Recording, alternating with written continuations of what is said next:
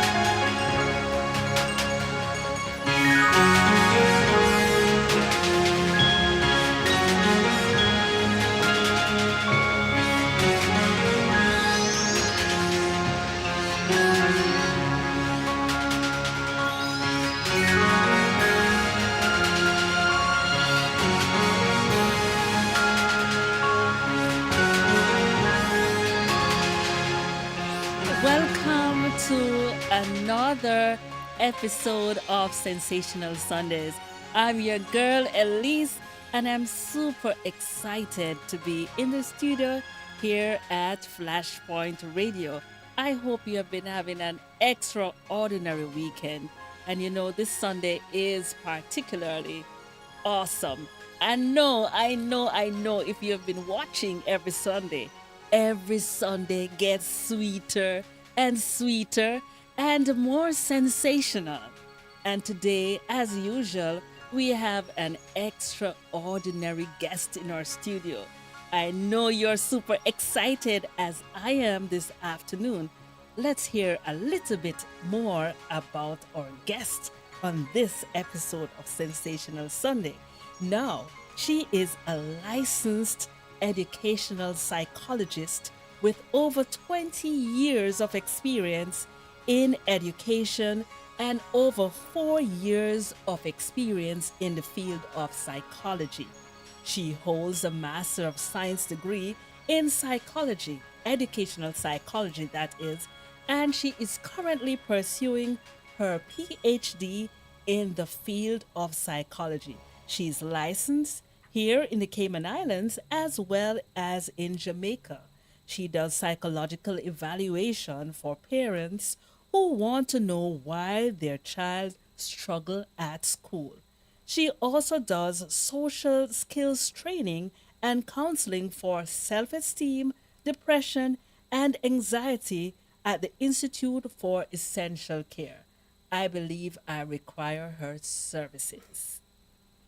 I am excited this afternoon to welcome in the studio of Flashpoint and into your homes and your cars and your offices, wherever you are. We want to welcome Mrs. Sophia Hamilton. Welcome, welcome. Thank you, Elise. It's a pleasure to be here with you on this wonderful program.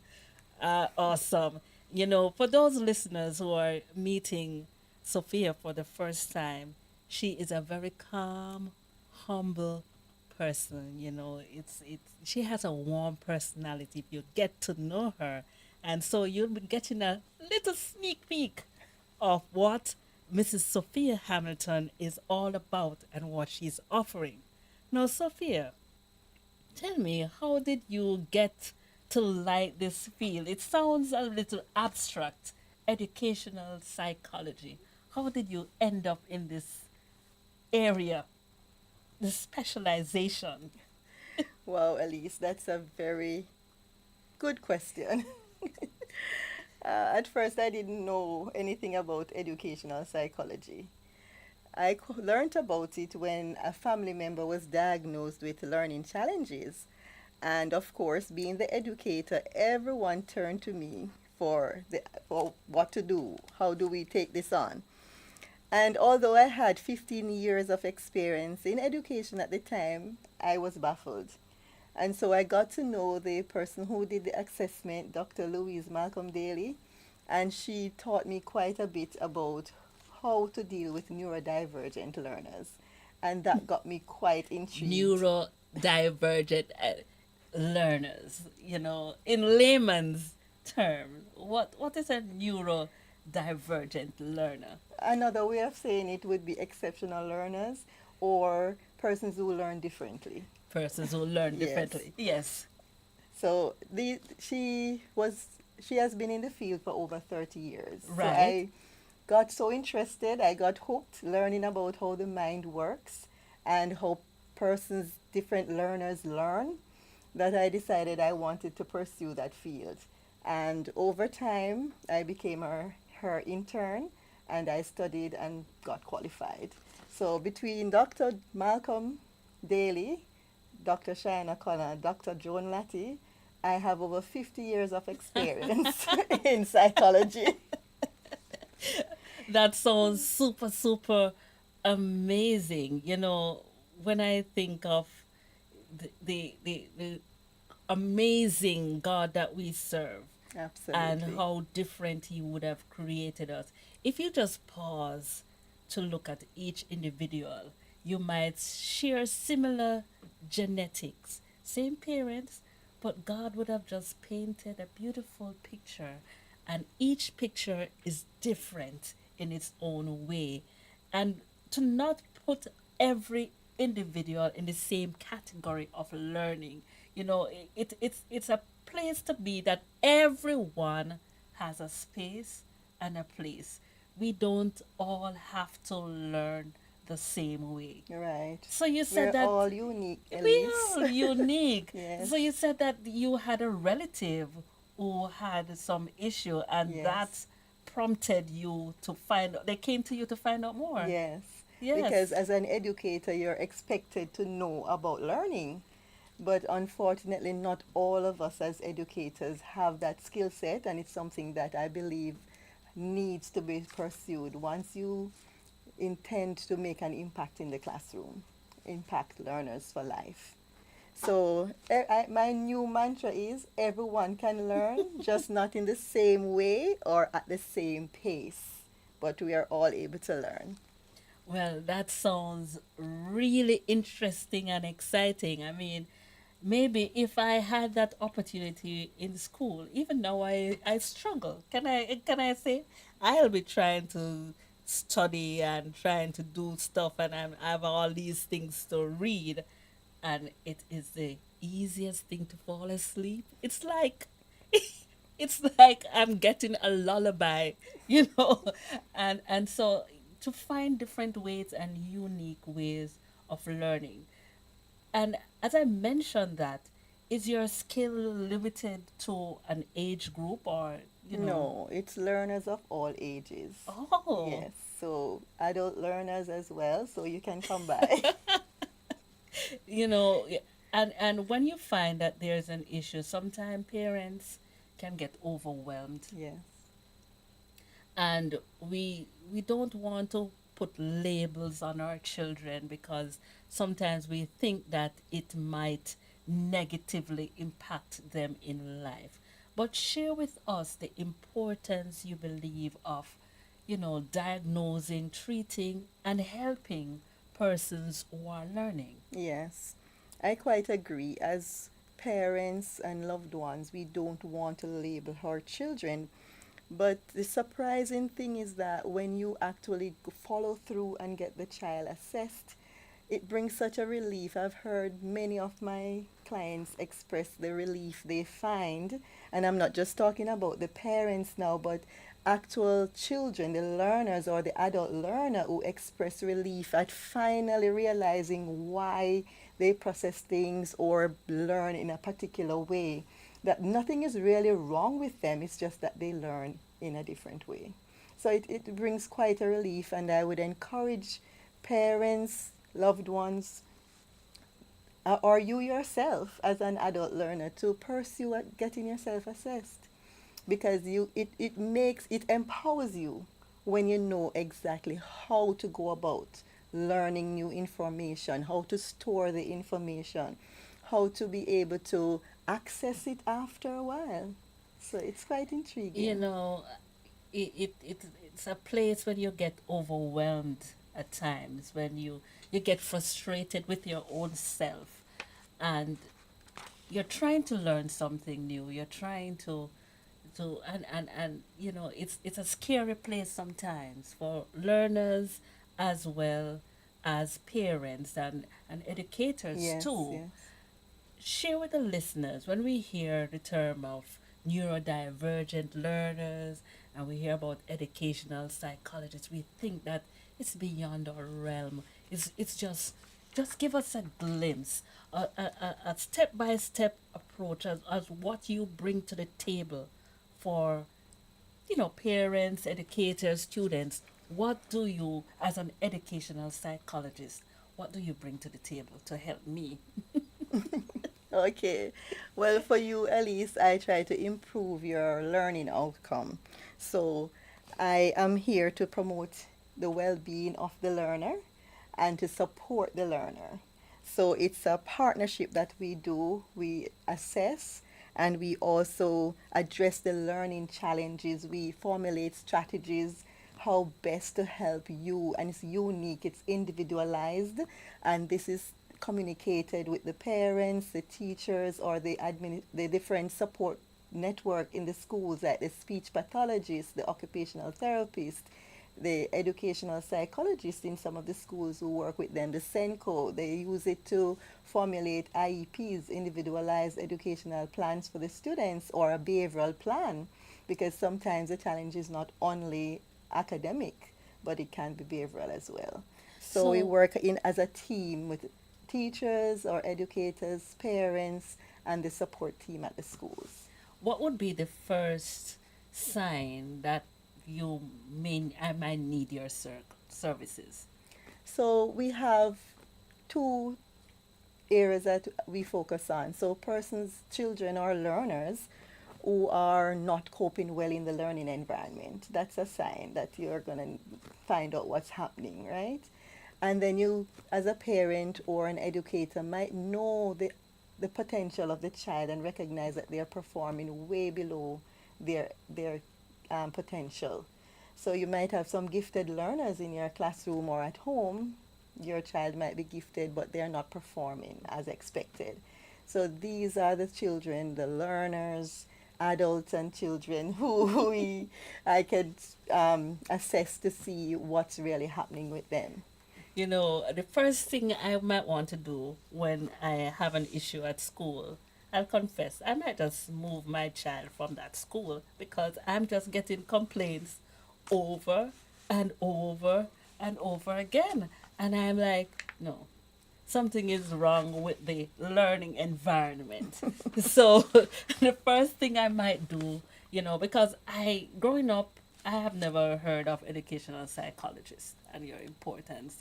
You just heard that there are children that are rude, they are misbehaving, they're hard of hearing, they're not learning.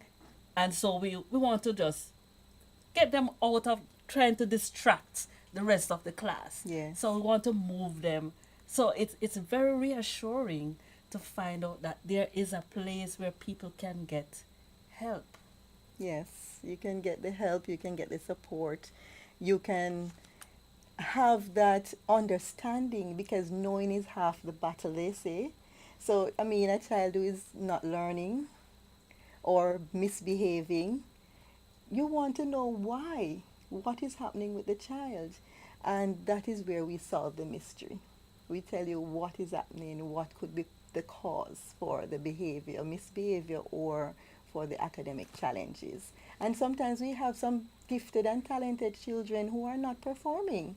It's not that they are unable to cope or that they are unable to do the work, but they might be bored. The level at which you're engaging them is so low that they are bored, and so they just use things or do things to distract themselves. So, how accessible is the service if you're concerned about your child or your loved one or even yourself, Right. and you think that maybe you could benefit from an assessment? How accessible? I mean, there are listeners all over the world. There are listeners in Jamaica, in Cayman, in US, Canada, wherever you are. How accessible are the services of an educational psychologist, and can some of the assessment be done virtually? Yes, they can be done virtually. We have educational psychologists, or even start with your Senko. So if you are concerned about your child's Your performance, Senko. so that's a special educational needs coordinator in the schools. Okay. And yes, and they work in support of these neurodivergent learners, these children with special needs. So you would speak with that individual who would then communicate with the teacher to get some feedback. They probably do an observation in the classroom Mm-hmm. to see what's Mm-hmm. happening and if it warrants to be referred or so. If it's at the government schools like here in the Cayman Islands, that person is then observed by the behavioral specialist if it's a behavioral problem, or the educational psychologist, and then they're assessed. It may take some time for them to be assessed because they have to rule out, they have to do observations to see exactly what the challenges are. So it's not an immediate process. If the child is in a private school, then the SENCO would refer the child to an educational psychologist, a private educational psychologist, to assess the child. And it's a process that entails feedback from the school, the parents, and the child, the client as well. Very, very intricate, very, very revealing. And at some time, at that point, you get to understand a little about the social development of the child. And it's very important to look back at the milestones, the developmental milestones, so you can get an understanding if there are any delays. You look at the medical history. Was there any complication at birth or during the pregnancy? And you want to look at the APGAR score to see if there was anything, um, wrong with, like it was low or if it was okay. So we look at the total person, the emotional side. We look at the academics. So when we're finished, we have a total profile on the academic, social, and emotional um, overview of who your child is, or who you are as a learner. Because we have adult learners as well. We have persons from the university who are not coping well, and they are referred, or they refer themselves, and they get to understand better how to cope in the learning environment. They get skills that can equip them to be successful learners. That is amazing. And the thing I find most fascinating is the multidisciplinary approach. Earlier, you mentioned the APGAR score. For those listeners who don't know what the APGAR score is, when a baby is born, the medical personnel will assign a score Yes. according to how well the baby responds after birth. The fact that they cry, the color of Yes. their skin, so forth, see their oxygenation and so on. So we have an idea how well the baby is doing at the time of birth. Now, we go to the doctor all the time if we are sneezing, our head hurts, our tummy hurts, we are having a fever, something is a little bit off, and we want to get help. And such is the case for us who are having educational challenges. It's a good place to be where we can diagnose the problem, fix the problem, and each of us can find our own space and place in this big, beautiful world that God has created. But before we delve more into this beautiful field of educational psychology, we're going to take a short break and listen to some music so that your mind can be just get tuned up and warmed up to the discussion. Thank you and stay tuned to Sensational Sunday.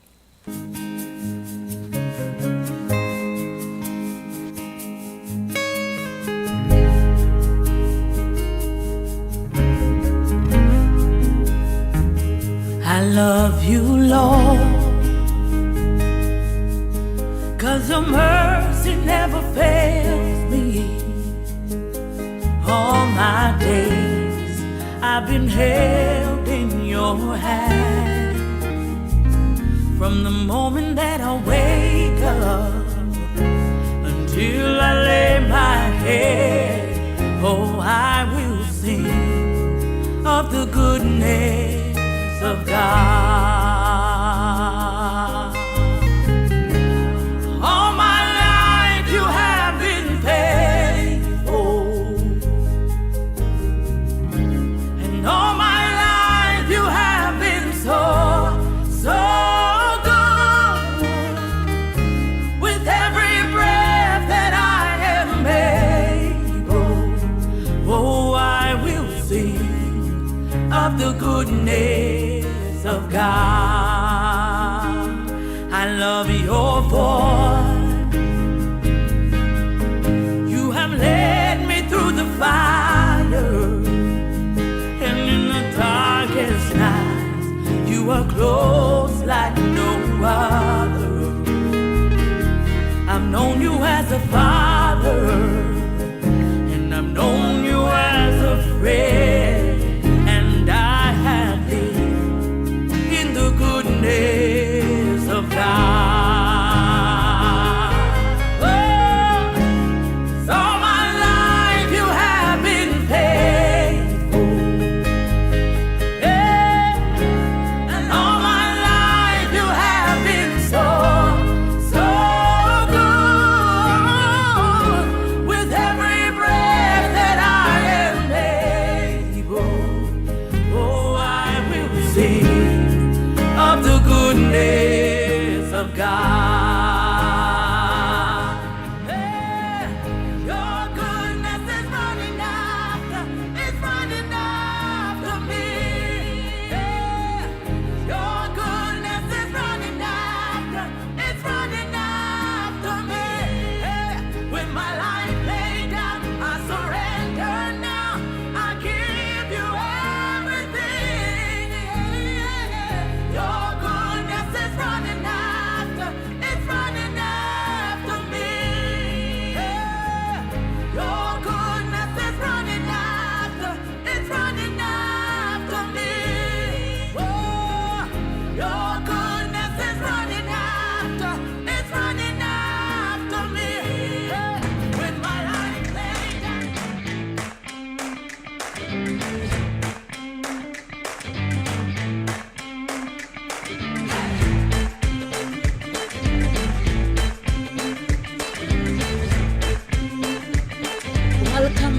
Welcome back, listeners and viewers. If you're joining us on Listen to My Radio or Zeno or Facebook or YouTube, we are happy that you have chosen to invite us into your space. You have chosen to spend your wonderful Sunday afternoon while we chill and relax. I hope you're having your nice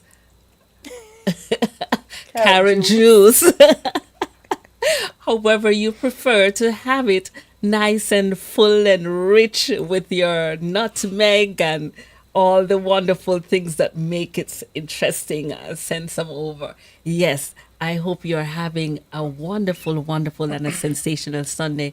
Yes, we are in the studios of Flashpoint Radio.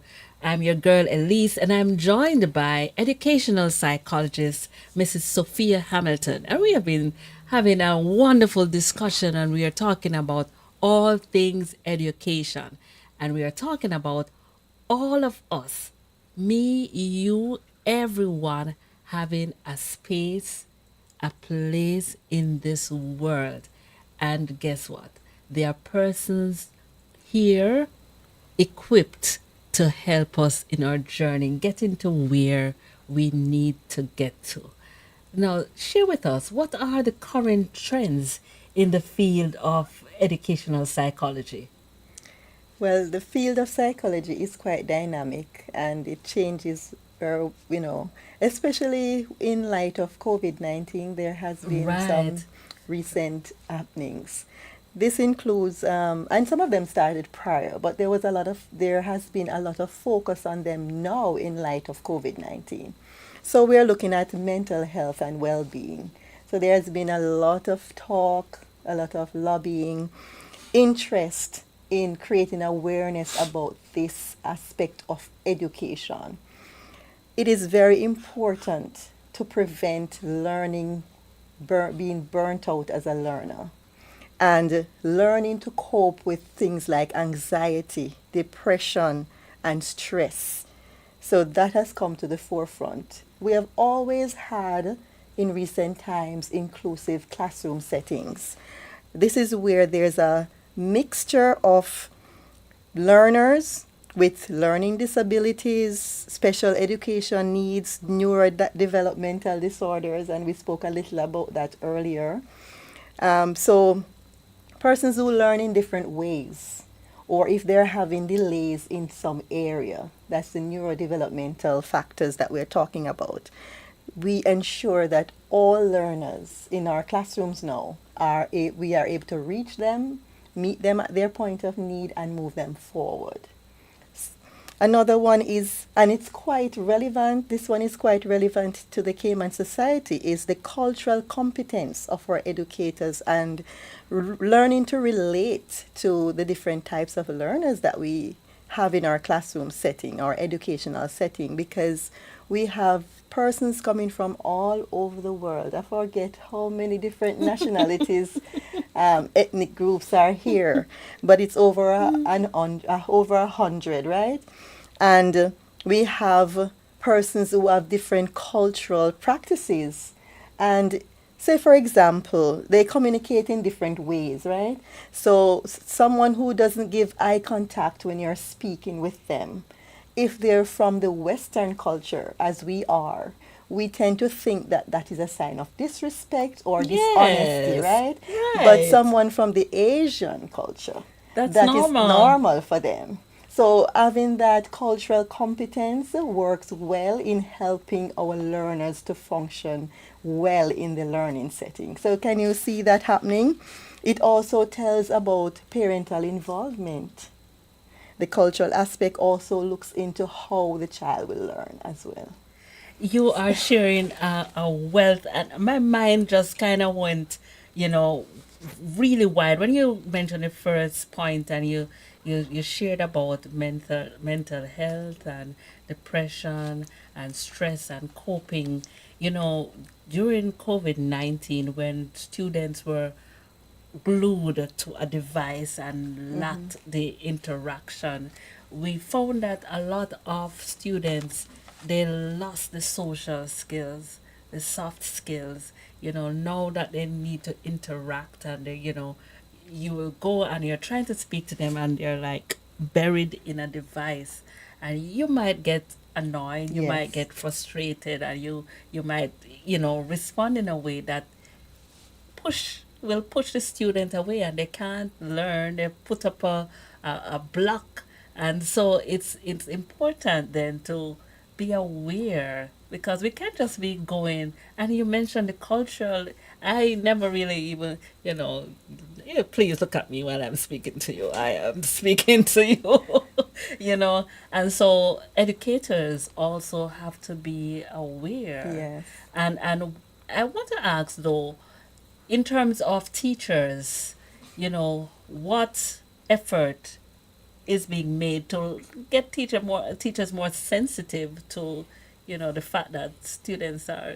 Is there a drive from the educational psychologist perspective to also provide the information for those teachers in the classroom, because sometimes it's hard to give individual attention to students. You have a big class and Yeah. everybody is, having their own demands. How easy is that for you to figure out and fix everybody?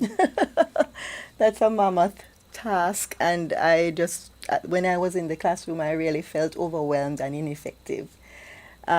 I just want to go back a little to what you said about COVID-19 and the impact on social development, because it's one thing when that child was formally socialized and was going to school, they were in a learning environment, and then had COVID-19 happen.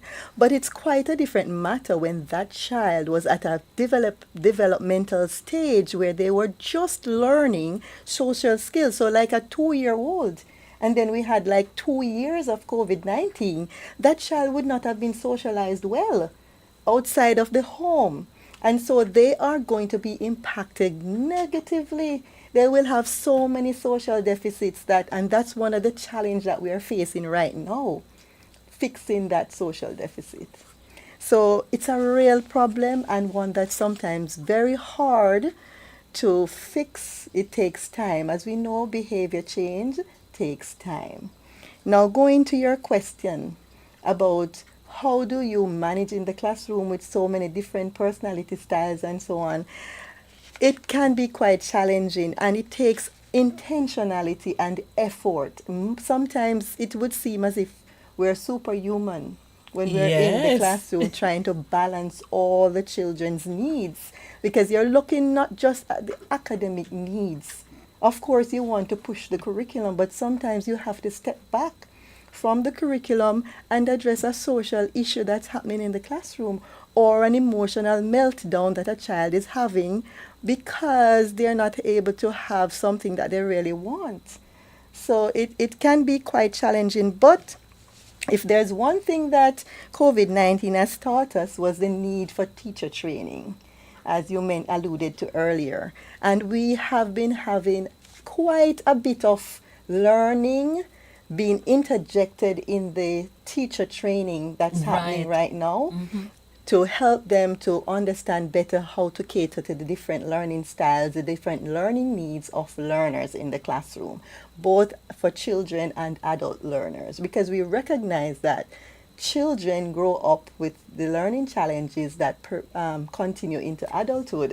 So I they wanted to don't escape mention it that. really. You had an issue. You were growing up and Yes. you had a learning challenge. How do you now transition? There are so many questions, Yes. right?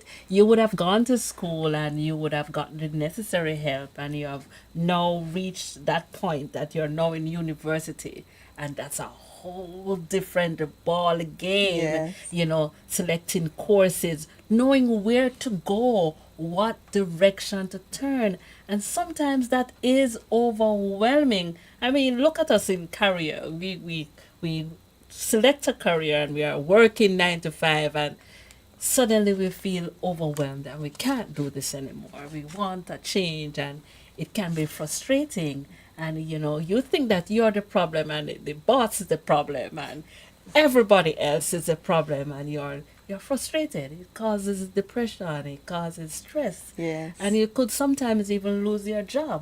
But if you knew that, okay, this is where I belong, I can be happy. It's a place that when you go to work, there's a phrase, I've heard it so often. When you love what you do, it doesn't seem like work. You are engaged in it and you are so excited. You can't wait for Monday to come because you're back at what you love to do. And that is what the field of educational psychology is bringing to me now, because when I listen to you, I now realize that sometimes we don't have to carry all of it by ourselves. Right. We don't have to figure it all out. I'll ask the question though, as it relates to us as a church.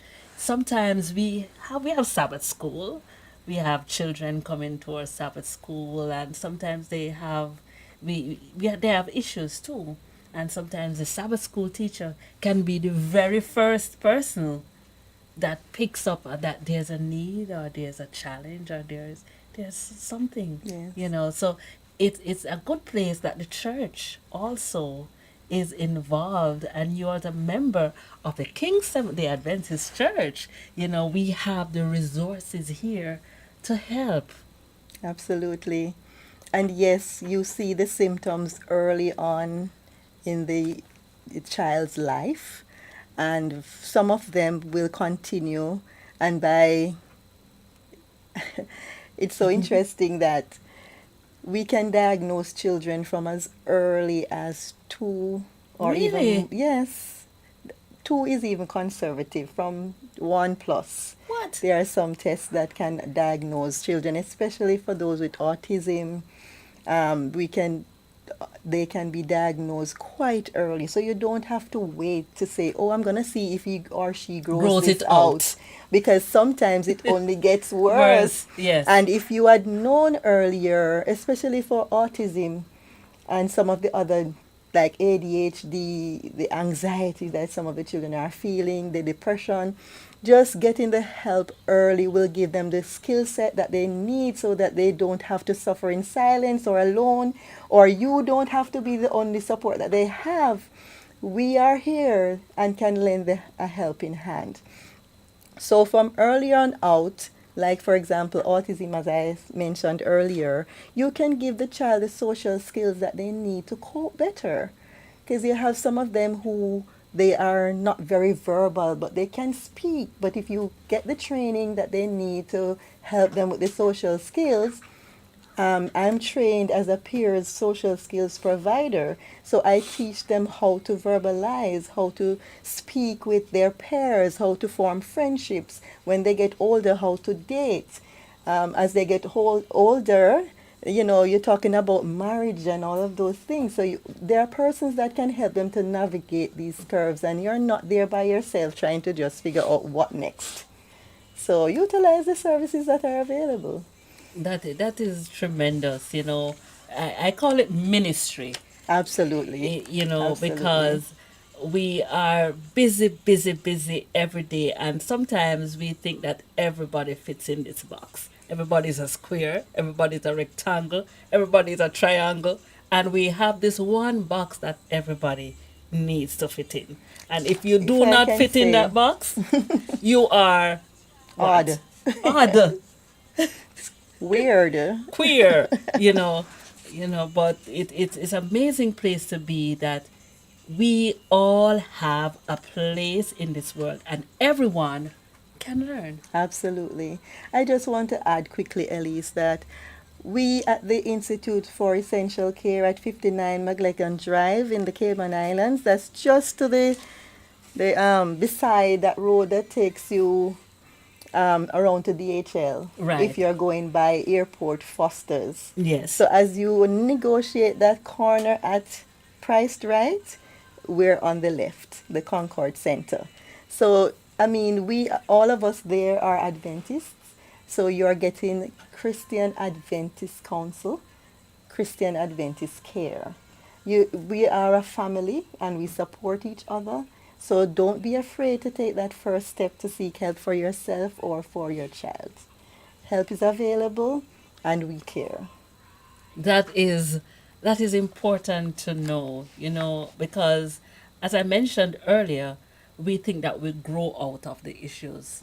We had this issue growing up, for example, you're a parent and you have worked with your child, doing an entrance exam, and you did private classes, you did all the necessary stuff, and now they have gone to, you kind of just let your guard down because they have transitioned well to the next level of education. But it does not end there. Not at all. It does not end there. So now they are seeking their profession, and you want to know, what do I do? There, there's just a wealth. There are so many options out there. You don't have to be a lawyer, a doctor. You don't have to be fully academic. There are so many areas. There are so many skills. I'm thankful that with the advance in technology and the advance in education, There's so many options out there for our children, for our family members. So if somebody calls you and they're having a problem with their child, with their brother, with their sister, you can just call. I have a number here, 345-329-6554. And you can also email Hamilton Sophia, that's SOFIA 3 at gmail.com. I will share this information in the description on our YouTube channel, so you can look out for it, so that you can always just contact and send a message, send an email, and they care. That's what she just said. It's not just dotting of I's and crossing of T's and just a negotiation. It's done with care. So we're going to take another short break, and then when you come back, you'll hear much more from Mrs. Sophia Hamilton. Listen to the meek, for they shall inherit the earth. Low city, it's a very low city. It's a very low city. Where life mood is ganja. Transcendent, ladies mind.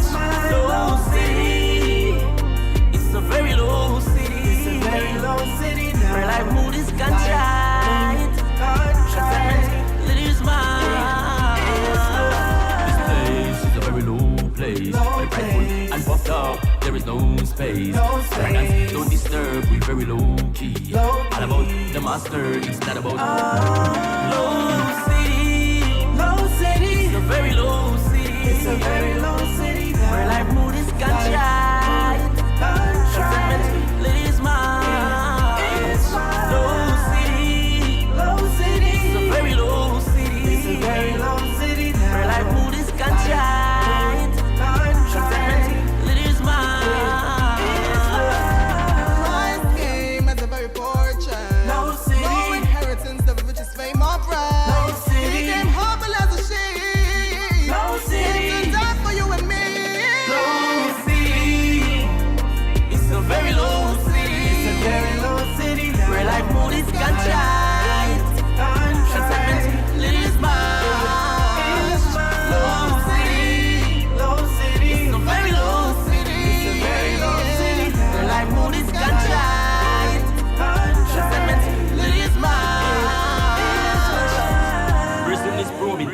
The sky he's lurking, I learned he's searching for me. But while he's roaming, I'm sealed and chosen, meekly waiting for Christ. Under this tower of baby, puffed up so I had a great fall. You know we talking about, and then my God's about, no self-exaltation, humble. Low city, it's a very low city, where life mood is ganja.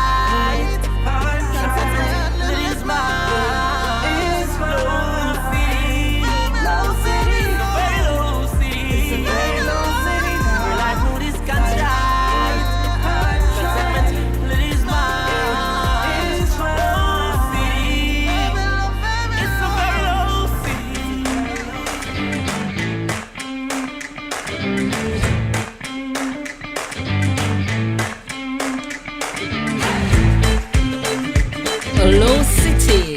It's a very low city. That one done by the man Sarid DBN, over there in St. Kitts. It's speaking of where God finds you at the very lowest moment. And that's a brand new record that's out there. So you gotta check him out. That's the man Sarid DVN. And so we are still in the studio here, and we have Mrs. Sophia Hamilton. She's an educational psychologist. I'm your girl Elise, and I'm happy, I'm thrilled, I'm super excited to be here with you on this Sensational Sunday. Now, I have just gotten the label. I've just gotten the label for me or for my child. I've been told that I have ADHD. I've been told I'm autistic. I've been told I'm having a few issues. What next? Okay, so that's a very important question, because we don't just want to focus on putting a name to the Yes. situation or the Yes. challenge, but we want to look at how can we help you, Elise. So Yes. I might say, okay, Elise will require additional time when doing tasks. So for classwork, you may need some addition. So sometimes it's not practical to give additional time during class time, but it may be more practical to give you less work in the same time. So for example, the average child might be doing 10 math problems, but Elise, who has ADHD and is poor with math concepts, she will be doing maybe one-on-one with the assistant teacher and only able to do 5. So that's one way we can accommodate. It could be that you're seeking, you need accommodations for CXC or advanced standardized examinations.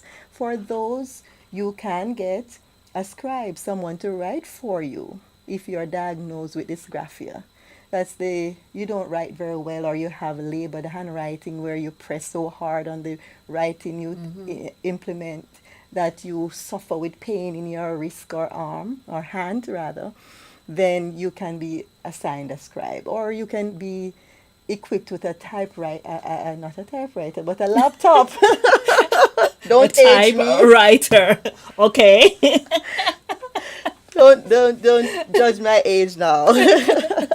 But a laptop so that you can move at a faster pace, because we know with the texting and so on they can go faster on these devices. So we could recommend a device to help you to progress well under the timed exams.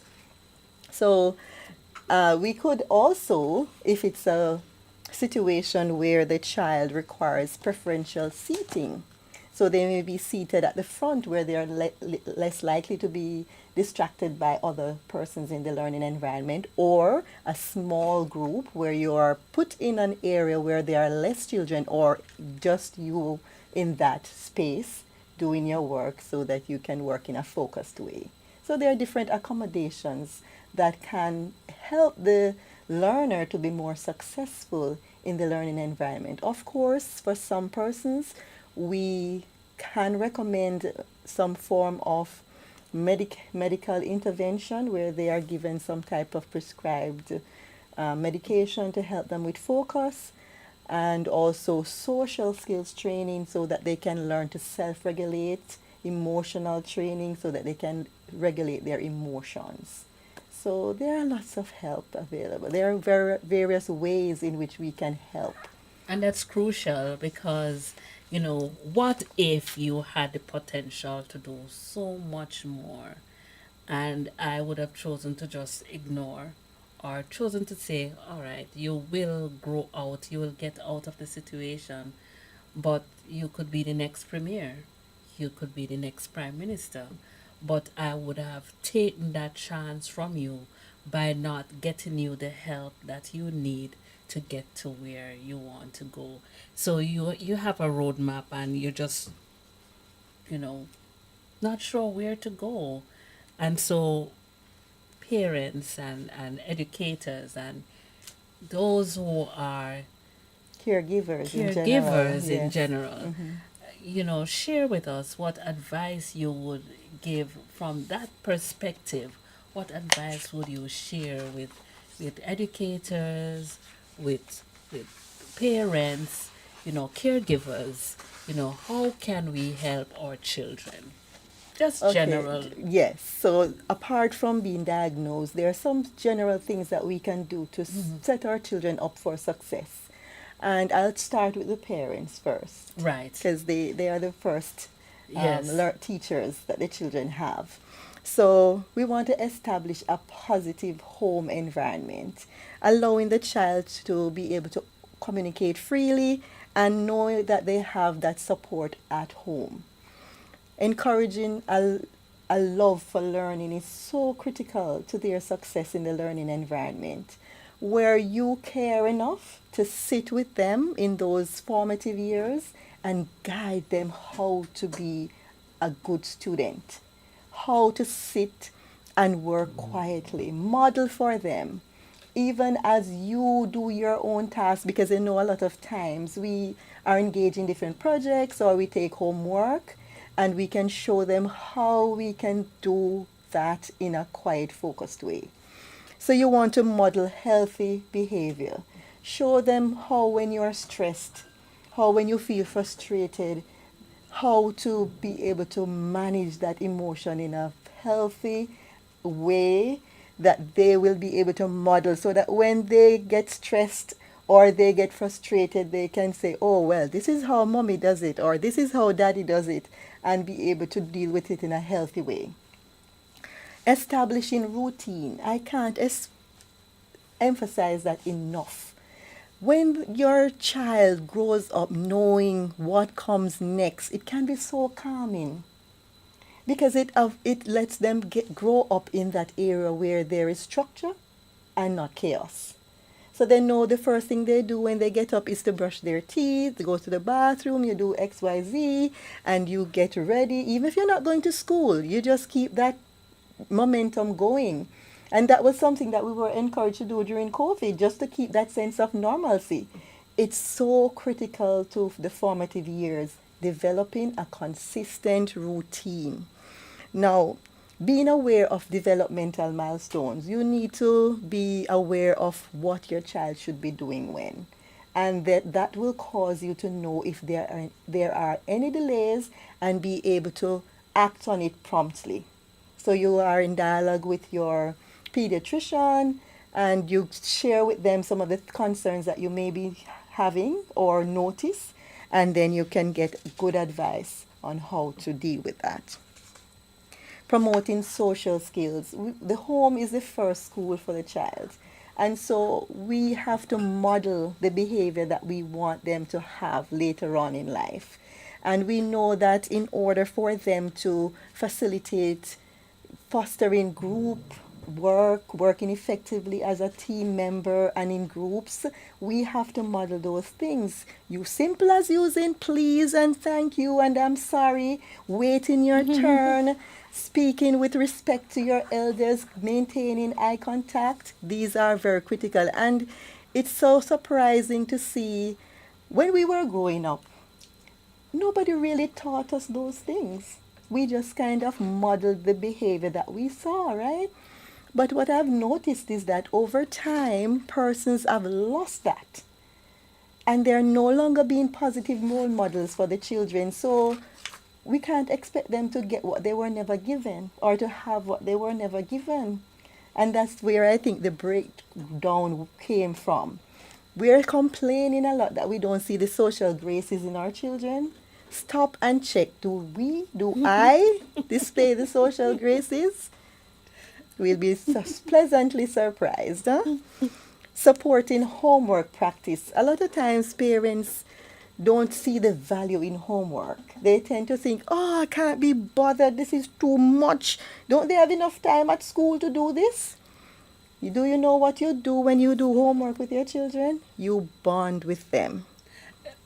You just touching a point, because I believe that the educational system has changed tremendously. When I was growing up and doing homework, I just had the homework to do, and my parents were not involved.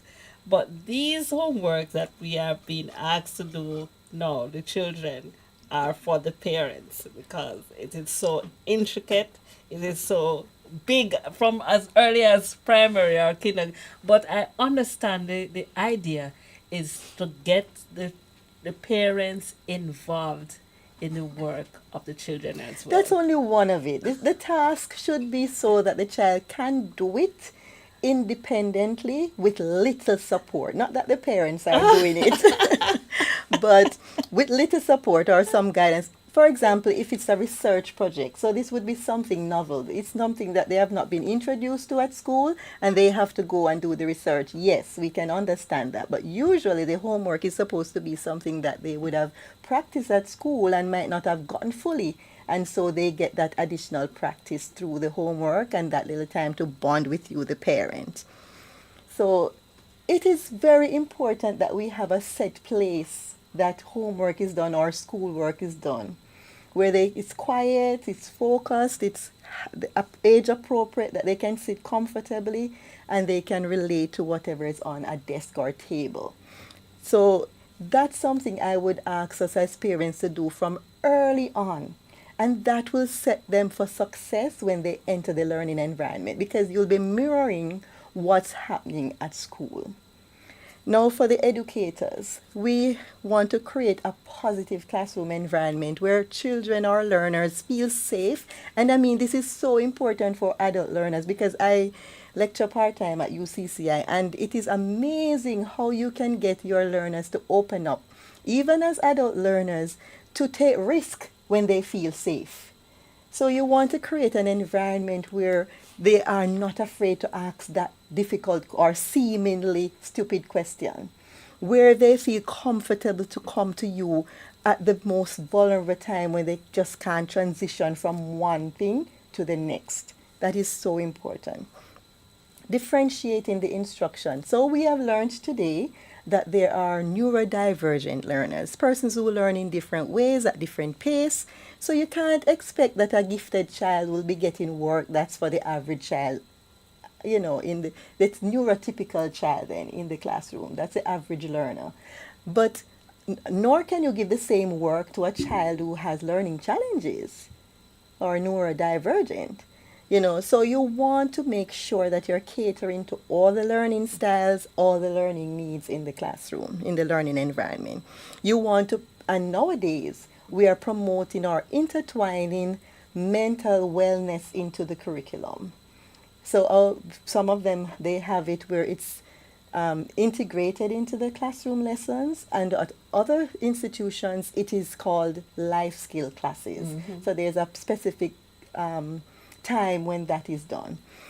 And you want to have, of course, have effective classroom management. You want to collaborate with parents because they are the key. They are a key resource to success in the classroom. And research has proven that parents who are involved in school, their children tend to do well academically. So you want to, of course, engage the parents meaningfully and even use them as resource persons to come and do certain topics. Do you know how I would feel, blessed and highly favored if my mommy or daddy showed up to teach the class something? Sometimes they don't have to be specialized professionals even, but we talk about community helpers, and my father might be a mason, and he could come and tell us how to lay the blocks. So yeah, there's a lot of ways to empower our children and to let them know that they're special, they're unique, and they're blessed by God. We are all different, but we are all valuable. Wonderful. That is indeed a wealth of information, and I want to take it to a place where I'm an adult and I realize that I have a challenge and I feel sort of shy, or I don't want to be considered or not so smart. I don't want to be considered as dunce, or the words that are thrown so easily and randomly around the place. You feel less than, you know. How do you, approach, you want to learn, you want to start something new, but you're kind of shy, you don't know the next step. Is it okay for me to just come in or call, or what help can I get as an adult? Okay, so it's a similar process. It's just that the testing or the assessments would be different. But each assessment begins with an intake session. That is where, if it's a child, we speak with the parents and get the dialogue going as to gather information. So you do somewhat of an interview with them to find out about the child's history. Similarly with an adult learner. So we do an intake to find out how you have been in the past, medically, socially, academically, and all of that. Then we do the psychological testings, which can also, if it's a child, you would have the parents doing some of the documentation, the teacher and the child, depending on the age. And for the adult learner, definitely the client, the learner themselves would be doing something. They would be the parents as well. And sometimes we have persons who have, some of them are in university, that do the reporting as well. And then we do a report, a complete profile on the learner, whether adult or child, and we give feedback to the parents and then to whichever learning institution the child is associated with. So we give them a document that will give them the interventions that I was speaking to you about, okay. so they can know that, well, Sophia is has ADHD. It's severe, and so these are the things that you can do for her, for math, for English, for social interaction, or so, that will help her. So it's not about Elise now; it's about Sophia. All right. So And that too will help you to choose what may be the best course of study. absolutely, Maybe I personality should testing. try Yes. to do something on the technical or some skills training or something that will more suit what my strengths. Yes. Yeah, Absolutely. that's amazing place to be. Additionally, Elise, for some persons who are already in the workplace and they recognize that they're having some challenges, because children with ADHD grow up to be adults with ADHD. What is and similar ADHD? We have been challenges. saying it a lot. It's attention deficit hyperactivity disorder. Okay. And we have ADD, where it is not the hyperactivity or impulsivity, but it's the inattention. So the person tends to daydream a lot. They are off in their heads, while the hyperactivity, impulsivity is where they seem to be on a motor, or they're touching everything and climbing. You know. Yes. So And as an adult, can I really be still doing that as an adult? you're not climbing, but you're restless. So you're tapping on the desk, or you're tapping your feet, or you're Oh, I shaking know your a few leg. persons like that. I need to get them assistance. I am happy. I am so happy that you came in studio. So now that I can help my friends. So you're restless. Yes. And family members, we can all get help together, not alone. We can. There's yes, we help. do group therapy There's as well. help for all of us. Whatever subtype we are, there is always help. There is always help for us. This has been an amazing, amazing episode of Sensational Sundays. We are indeed blessed and happy to have had you here in the studio, Mrs. Hamilton. I want you to just encapsulate everything. Give a final word. Give some words of encouragement. Share with a listener who is tuned in, or someone who is gonna like, share, and subscribe. Someone who wants to send a link to someone else to say, you can get some help. But share with the listeners something that you want them to take away from your presence here this afternoon. Okay, thank you.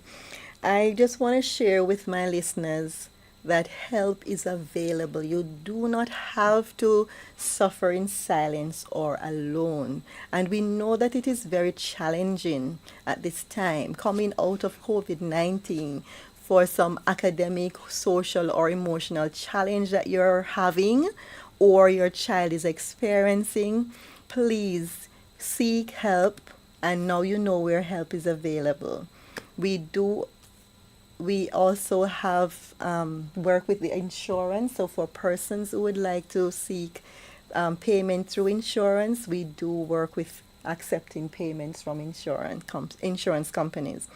And so you can pay out of pocket, or you can pay using insurance. And I do a variety of services. So your child might not be giving any challenge or having any challenge. You might not be having any challenge, but you may need professional development seminars. So you're in the workplace and you're not coping well, or you're in HR and you recognize that you need help for some employees. Or a school might need to do professional development training for their staff. So we do provide that service as well.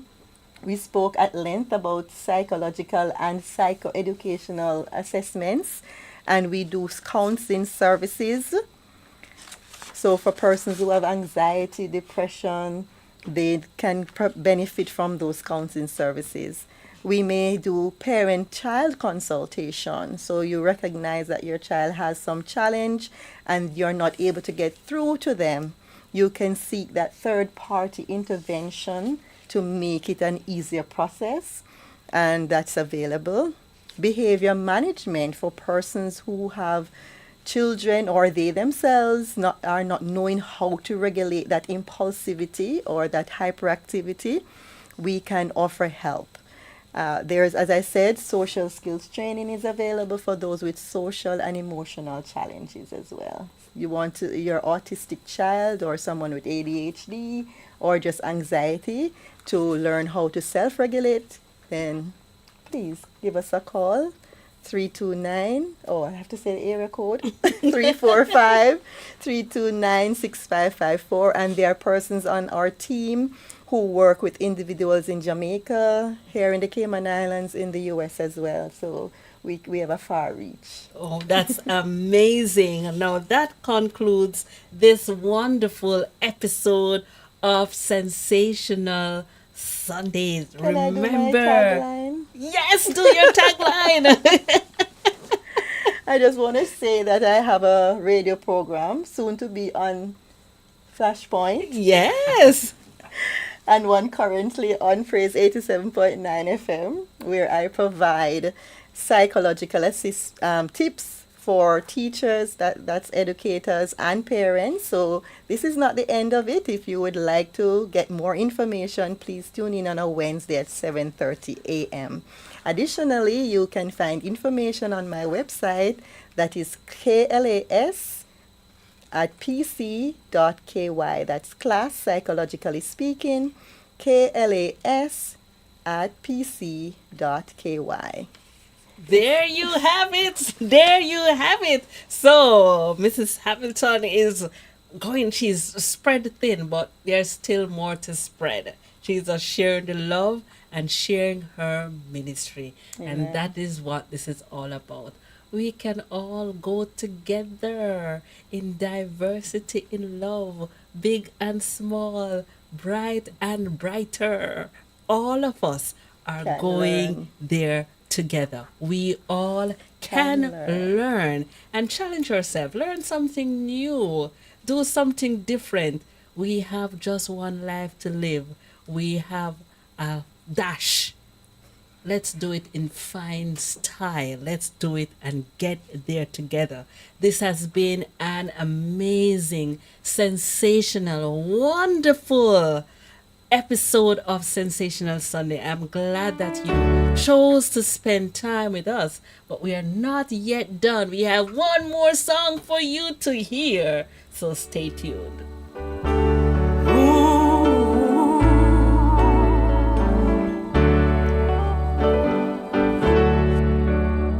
If you ever feeling down and like you have nowhere to go, if you feeling like an outcast as your problems overflow, just remember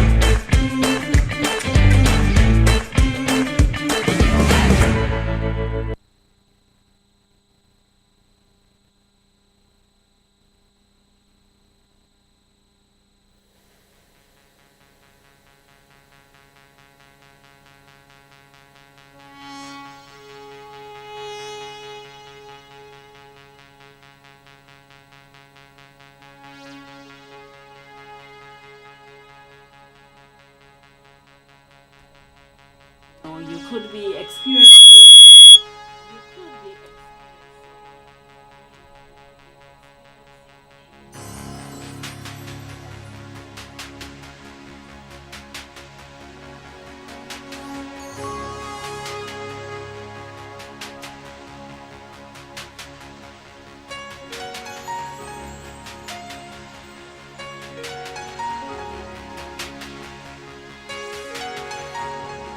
and he promises that he'll never leave and he'll never ever forsake us. As a matter of fact, he has placed people in our lives, people such as our guest this afternoon, Mrs. Sophia Hamilton, persons to help us on this journey called life. You know, it's undulating valleys, mountains, and those particularly difficult times. But as you launch into this week after this Sensational Sunday, I want to remind you that God is still in control. So there you have it. This has been a wonderful, wonderful episode. I want to thank you, Mrs. Hamilton, for joining us here in the studio. We have been blessed. And so I want to encourage our listeners, stay sensational. Stay sensational. Have a wonderful, wonderful day, a wonderful week, and put everything in God's hand. See you next time.